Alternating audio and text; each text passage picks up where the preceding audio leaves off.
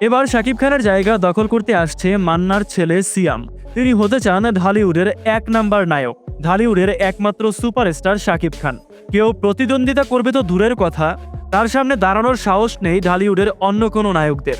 কিন্তু বাঘের বাচ্চা তো বাঘই হয়। সিয়াম ঘোষণা দিয়ে দিয়েছে সাকিবের জায়গা দখলের। ঢালিউডের প্রয়াত সুপারস্টার মান্নার ছেলে সিয়াম, তিনি বর্তমান সময়ে দেশের বাইরে সিনেমা নিয়ে পড়াশোনা করছেন।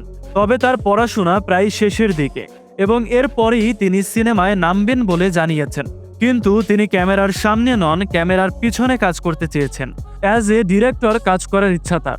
কিন্তু মান্না ভক্তরা নাকি সিয়ামকে পর্দায় দেখে মান্নাকে দেখার অভাব ঘোচাতে চায় তারা। এই প্রসঙ্গেই মান্নার ছেলে ভক্তদের নিরাশ করেননি। তিনি জানিয়েছেন পর্দার সামনেই দেখা যাবে তাকে। মান্নার ছেলে মনে করেন তার বাবা ছিলেন ঢালিউডের ১ নাম্বার নায়ক, তিনিও তার বাবার মতোই ১ নাম্বার হতে চান।